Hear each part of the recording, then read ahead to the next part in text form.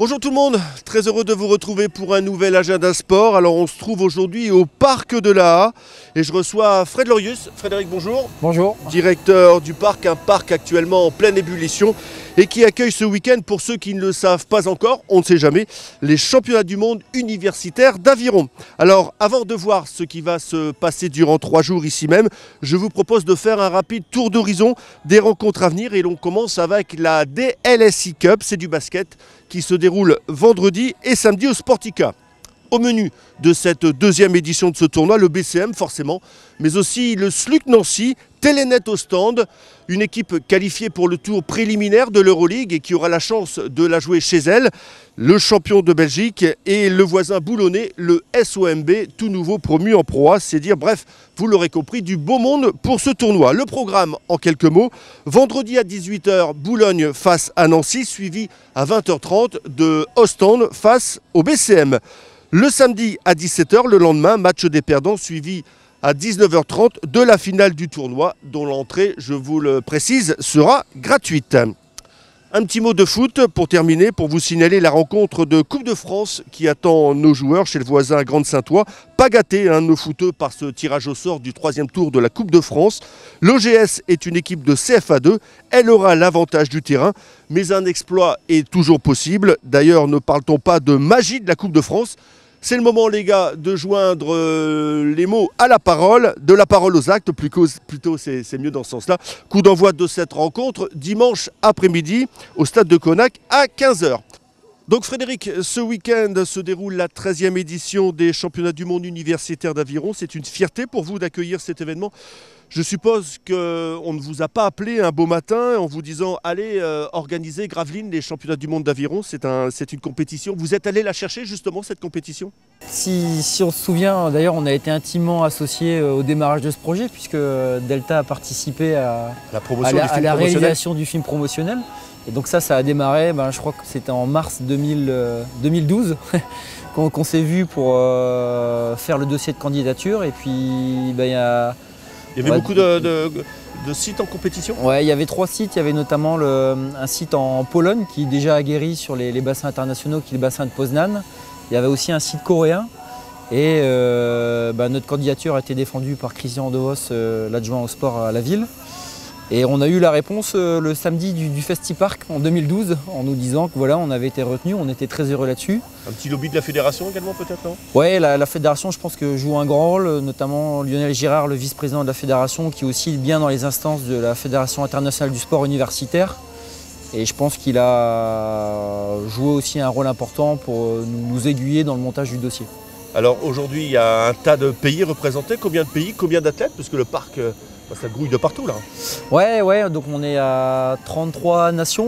On aurait dû être à 38. Il y a quelques nations qui se sont désistées un petit peu au dernier moment. Il y en a d'autres qui se sont ajoutées. Ce qui fait qu'à l'heure d'aujourd'hui, par rapport à la mise en place du système d'accréditation, on peut dire qu'il y a 33 nations où tous les continents sont représentés. L'Océanie, l'Amérique du Sud, l'Afrique, l'Amérique du Nord. Bref, une belle représentativité internationale. Qui fait plaisir, qui nous fait plaisir d'accueillir ça sur Gravelines. Ça fait combien d'athlètes ça ?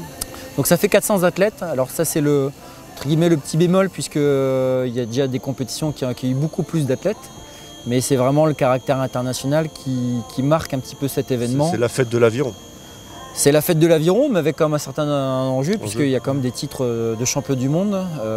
Même si pour certains athlètes qui vont participer aux Jeux Olympiques de Rio, ce n'est pas leur finalité dans leur Olympiade, ça reste un point d'étape important et pour ces rameurs-là, il sera important d'aller chercher le titre. Alors c'est toute une logistique, on n'accueille pas 450 rameurs plus toute l'équipe technique qui va avec, comme ça je suppose que c'est aussi... Alors c'est un travail... C'est peut-être le travail de l'ombre, mais bon, il va quand même falloir assurer derrière. C'est un travail forcément en amont depuis 2 ans, quasiment tous les 1 mois ou tous les 2 mois, on se réunit avec le comité régional du sport universitaire, qui est l'organisateur officiel, c'est lui qui a porté la candidature, même si cette organisation s'est faite avec la fédération, avec le club, avec la ligue, on est beaucoup à monter sur le dossier, et donc on a réparti un petit peu les différentes commissions sur les différentes têtes de réseau. Et donc forcément, par exemple, on doit prendre en charge l'ensemble des participants depuis leur arrivée en France. Donc il y a la commission transport, la commission hébergement, il faut qu'on s'occupe de tout. Donc ils arrivent en avion de Nouvelle-Zélande, tout à l'heure je voyais il y avait des Néo-Zélandais là, et on les prend à Paris et on s'en occupe. C'est ça, voilà, on s'en occupe de A à Z, c'est ça aussi la difficulté de ce championnat du monde, c'est que sur les autres championnats, les gens sont autonomes, on leur propose éventuellement une liste d'hébergement, là on les prend en charge quand ils arrivent en France. Donc en termes de logistique, c'est un petit peu plus compliqué, on est un petit peu, voilà, c'est notre baptême du feu et là on sent qu'on est dans le rouge. Alors comment ça va se passer là? Il y a des entraînements, il y a des compétitions, on peut venir assister aux entraînements? Alors les entraînements se déroulent jusque ce soir. Et puis demain ça commence. Et demain ça commence. Alors à partir de demain, l'accès au site sera un peu différent. Il y a un accès pour le public qui ne se fera qu'à l'ouest du stade nautique.